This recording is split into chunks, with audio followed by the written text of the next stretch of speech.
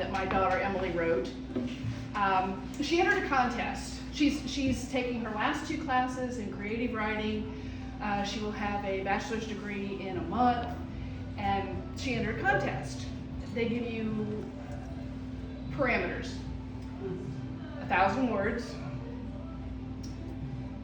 Her choices, she was given political satire, a motel, and a sandbag. And she had to come up with a 1,000-word story. So, trigger warning if anybody needs to know it. This is kind of dark. It deals with racism, it deals with immigration, it deals with mass deportation, just in discase you need to know that. The Woman in 2B. An abandoned motel serves as a woman's shelter during a time of natural disaster, forced displacement, and the ever-looming danger of deportation. Of course, we're going one screen at a time, okay. Everyone has vanished. This motel has no guests. There are no front room staff or room attendants. The cleaning carts abandoned in the closets. The neon motel sign does not glow or flicker. The lights are not on. The vending machines do not work. No one has changed the dank, musty sheets in weeks. No one has mopped the sopping wet floors. No one has entered the unlocked front doors. In room 2B, there was a leak. A yellowed, cracked ceiling had given way to the perpetuate pool of water above it. The walls, brown from collection of smoke over decades, rumbled lightly in the wind. The dark wooden door, decorated with 2 unreliable locks, was held sturdy with the weight of 2 burlap sandbags against it. Outside, the slowing currents of floodwaters glided against the base of the motel room door. The brutal Texas heat had emulsified the water and was slowly turning the room into a pressure cooker. A new leak had formed above the small twin bed near the unkept cream-colored bathroom. Fat droplets fell onto the sole tenant of the motel and rolled into her dark, thick hair that was matted against her sweating neck. The feeling of water had jolted the woman awake, heart and head pounding. Her hand shuffled through the rusted first aid box that was next to her for any pain relief medicines that might soothe at least one of her afflictions. Her arrival to room 2B had been quick and unexpected. A changing tide, the large red wave, had brought her here.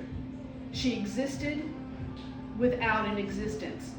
Like many of the people she had known, she had known how to slip through the cracks, so she slipped into this room.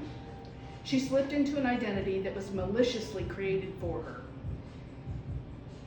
Stealing the meager resources that were dedicated to disaster relief, she stuffed herself into an empty motel room, where she once stayed with many family members and then had stayed alone, shoving sandbags against the door to prevent any wanted access, water, or people. The woman had hobbled over to the curtains and allowed the smallest sliver of light to creep into the room. The curtains covered her nose when she peeked into the world outside those 4 walls. The smell of cigarettes was still embedded in the fabric and would slightly suffocate her. The woman's long black eyelashes fluttered as her eyes adjusted to the light. Her eyes darted around the microscopic field of view she allowed herself to see. After she anxiously peered at the gray waters that covered the ground, the woman would sit quietly in the bathroom, mumbling prayers in Spanish, willing these requests to come true.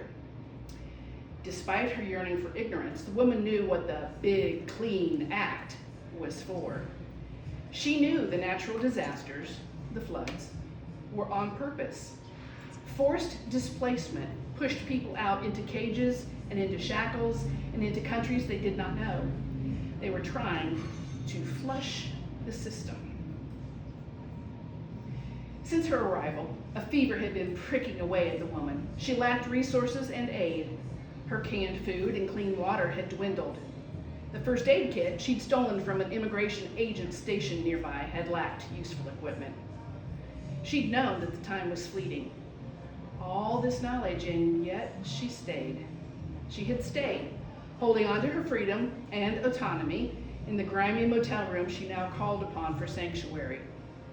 The third night of her stay was filled with fear. There were men in full black gear, sloshing away the flowing waters, scanning their surroundings for prey.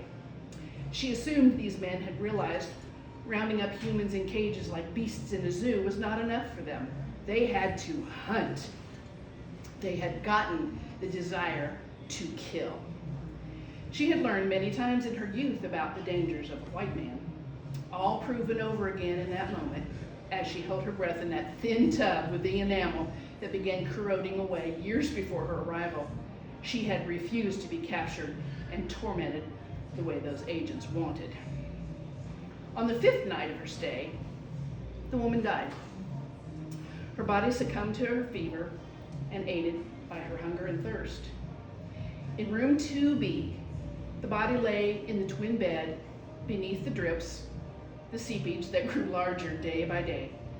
The pathetic sandbags idled in the rising water on the motel room floor.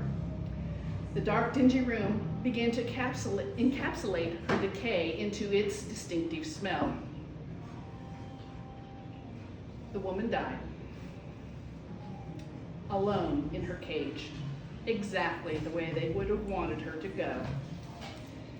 The motel has no guests. There are no front desk staff or room attendants. They have all been captured, caged, deported, and murdered. The motel's neon sign does not glow. The parking lot lights are not on, and the laundry machines do not work.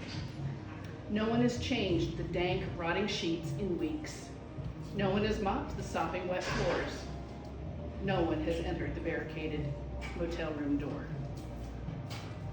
Yeah.